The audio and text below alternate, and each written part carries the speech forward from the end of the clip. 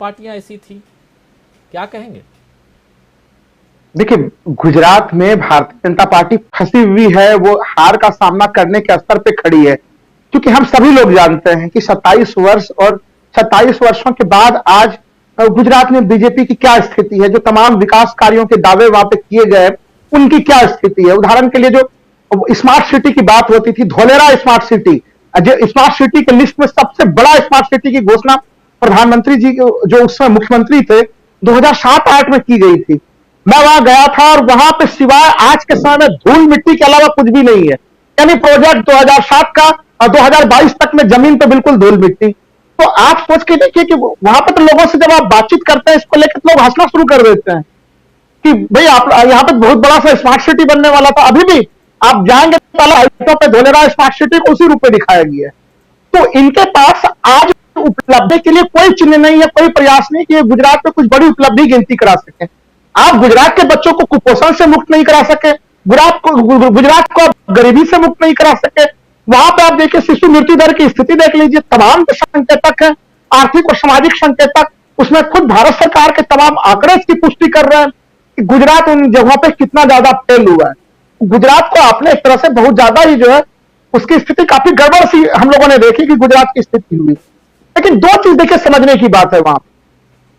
अभी आप देखिए, अगर नवरात्र का जब पूजा संपन्न हुआ तब भी वहां पे एक सांप्रदायिकता को जानबूझ के खड़ा करने का प्रयास किया गया, और अभी जब दीपावली का त्योहार है, ये पवित्र त्योहार है, तब भी वहां पे इसको खड़ा करने का प्रयास किया गया। मैं लाइन ये बिल्कुल होशो आवाज में बोल रहा हूं इसलिए कि 2002 के दंगे के 20 साल बीत चुके हैं, 2022 का समय आ चुका है। तो उसको लेके जो समाज में पोलराइजेशन होना चाहिए, आज का गुजरात उस पोलराइजेशन को अस्वीकार कर रहा है। उस पोलराइजेशन पॉलिटिक्स से गुजरात बाहर आ चुका है। तो जब वो बाहर आ चुका है तो उसमें आप जबरन इंजेक्शन लगा रहे हैं। आप वो नवरात्र के समय में भी लगाते हैं और आप दीपोत्सव के पवित्र त्योहार के समय में भी लगा रहे हैं। तो ये कुछ वैसी स्थितियां हैं। देखिए, कई लोगों से मेरी बातचीत हो रही थी, बीजेपी के लोग खुद ही कह रहे हैं कि हिमाचल पर तो हम लोगों ने ध्यान देना बंद कर दिया है। और आम आदमी पार्टी का भी आप देखिए, उन्होंने हिमाचल में जो भी संसाधन लगाए हुए थे, वो सारे रिसोर्सेज आम आदमी पार्टी भी उठा के सबके सब गुजरात ले गई है। और बीजेपी ने, चूंकि अभी सही कह रही थी यहां पे कि वो कैसे बीजेपी इस तथ्य को स्वीकार करे कि जिस गुजरात मॉडल के नाम पे 2014 में पूरे देश भर में उन्होंने झंडा बुलंद किया था, उस गुजरात का हारना कैसे स्वीकार करे। तो इसलिए जो साम दाम दंड भेद की तमाम तरीके हैं, वो तरीके वो बीजेपी यूज करने का प्रयास कर रही है, लेकिन जमीनी स्थिति यह है कि वो तमाम चीजें विफल हो रही है। देखिए, आप लगातार हम लोग इस सवाल पे आते हैं कि भाई आम आदमी पार्टी की क्या स्थिति है, क्या वो कितना वोट काटेगी। देखिए, जमीनी स्तर पर जिस तरह से आम आदमी पार्टी को महिमा मंडित किया जा रहा है, वो जमीनी स्तर पर पहले तो वो उस रूप में मौजूद नहीं है, उसको छद्म तरीके से उसे मौजूद किया जा रहा है। उदाहरण स्वरूप मैंने पहले भी बोला था कि कई तरह के ऐसे जो समीक्षक हैं जिनको जनता तटस्थ रूप में देखती है या फिर वर्तमान सरकार के आलोचक के रूप में देखती है, उनके ऊपर कहीं कहीं उन्हें प्रलोभन दिया जा रहा है कि वो कहीं कहीं वहां पे जनादेश वो बनाए बुद्धिजीवी वर्ग में कि गुजरात में बीजेपी की स्थिति बहुत स्ट्रांग है। और अगर बीजेपी की स्ट्रांग नहीं भी है तो कम से कम आम आदमी पार्टी और बीजेपी टक्कर में इसको जरूर बताएं। लेकिन चीजें 2017 के चुनाव से बिल्कुल स्पष्ट हो गई है। 2017 के चुनाव में ही जो ग्रामीण क्षेत्र है, उस ग्रामीण क्षेत्र में कांग्रेस ने बहुत जबरदस्त अपना प्रदर्शन किया था। मैं आपको दावे के साथ कह रहा हूं कि 2017 से 2022 तक में काफी ज्यादा जो एक स्थितियां बदल चुकी हैं। अभी वो प्रदर्शन कांग्रेस की और भी मजबूत होगी।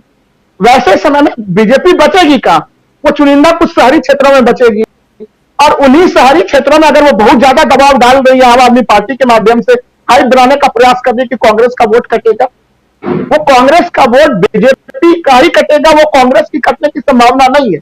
अगर वोट कटने का पूरा खेल देखा ही जाए, तभी हम लोग देख रहे हैं कि आम आदमी पार्टी से वो काम नहीं हुआ तो आपको जबरन एक दूसरे पार्टनर को आपको उठा के लाना पड़ता है। आप AIMIM को उठा के लेके आ जाते हैं। तो पूरा गुजरात की जो हम लोग संरचना देखते हैं, देखिए इन लोगों को बड़ी उम्मीद थी कि हम आदिवासी जो है कि राष्ट्रपति बनाएंगे, उसका लाभ हम गुजरात में ले लेंगे। गुजरात के लोगों का स्पष्ट रूप से कहना है कि भाई अगर इतना ही ज्यादा आपको आदिवासियों से प्रेम था तो गुजरात के किसी बेटी को बना देते। तो मैं उस विवाद में नहीं जा रहा, लेकिन आप देखिए राष्ट्रपति महोदय ने किस तरह का उस समय मामला उठाया था कि भाई पूरा देश जो है गुजरात का नमक खा रहा है। तो इस तरह के जो बयान है, वो बयान ही कांग्रेस, भारतीय जनता पार्टी का कांग्रेस के प्रति हताशा दिखाता है कि कांग्रेस के बढ़ते हुए प्रदर्शन से बीजेपी किस तरह से जमीन के स्तर पे परेशान है। आप देखिए, गुजरात के तटवर्ती क्षेत्र में चले जाइए, गुजरात के जो हम लोग अगर उसके सौराष्ट्र के क्षेत्र है, पानी लाने की बात हो रही थी गुजरात में, गुजरात के लोग बताते हैं पानी को कहां मिल रहा है, पानी तो सारा का सारा उद्योग जगत को मिल रहा है, बिजली उद्योग जगत को मिल रहा है। आखिर सामान्य गुजरातियों के हिस्से में क्या आ रहा है? उनके हिस्से में कुछ भी नहीं। आज एक तरह से कहीं कहीं बड़े बड़े औद्योगिक घरानों के शोषण के शिकार हो रहा है, या तो फिर वो सरकार के शोषण के शिकार हो रहे हैं। ये स्थितियां काफी दयनीय हालत में, मुझे नहीं लग रहा राजीव जी कि अभी तक की स्थिति में, जब मैं आज भी विश्लेषण कर रहा हूं, वहां पे कांग्रेस का किला कहीं से भी कोई कमजोर या कोई भी हिस्सा कमजोर होता हुआ दिख रहा है। कांग्रेस की काफी ज्यादा मजबूत स्थिति जमीन पे है इस समय, और वो यही स्थिति रही तो शायद हमें लग रहा है कि बीजेपी के तमाम जो चाणक्य हैं उनके दांव कहीं फैल ना हो जाए। ये चिंता बीजेपी के अंदर खाने कैंप में है। नहीं तो ये बताइए कि आखिर जब हिमाचल प्रदेश के चुनाव की घोषणा हो गई, बीजेपी जो कहते हैं कि हम दुनिया के सबसे बड़े लोकतांत्रिक पार्टी हैं, तो फिर आप गुजरात के चुनाव की घोषणा कराने में क्यों विलंब कर रहे हैं? क्यों प्रधानमंत्री को और ज्यादा सरकारी पैसे पे चुनाव प्रचार की जरूरत है? क्या चुनाव प्रचार की जरूरत कांग्रेस को नहीं है? लेकिन आप सरकारी संसाधनों का दुरुपयोग कर करके, चूंकि वो स्थितियां नहीं है, तो आप हिमाचल का भी रोक देते हैं। हिमाचल में तो आज नामांकन पत्र दाखिल करने का आखिरी तिथि भी आज छोटी की क्रॉस हो गई। लेकिन एक तरफ जो दो राज्यों में एक साथ चुनाव होना, एक तरफ प्रक्रिया इतनी आगे बढ़ चुकी है कि नामांकन पत्र हिमाचल प्रदेश में दाखिल कर लिए गए, और यहां पर स्थिति और बिगड़ी हुई। देखिए, एक चीज और मैं बता दूं, देखिए ये कांग्रेस के बदले में रणनीति से भी परेशान। इनको जैसे हिमाचल प्रदेश में, चूंकि अब वहां पे नामांकन पत्र दाखिल होगी आज, इन लोगों को काफी उम्मीद थी कि कांग्रेस के खेमे में टिकट बंटवारे के बाद बड़ा ही जो है कि वो खेमेबंदी होगी, बड़े होड़ होगी, लेकिन हो गया उल्टा। ये सारा उम्मीद कर रहे थे कांग्रेस से, खुद बीजेपी के भीतर हो गई। वो समझ नहीं पा रहे कि आखिर कांग्रेस ये कौन सा रणनीति बना रही कि टिकट भी बांट देती और कोई विवाद भी नहीं खड़ा हो रहा, जबकि बीजेपी के तमाम ऑफिस में कुर्सियां फेंकी जा रही है, कार्यालय को तोड़ा जा रहा है, तो स्थितियों को नियंत्रण में नहीं कर पा रहे।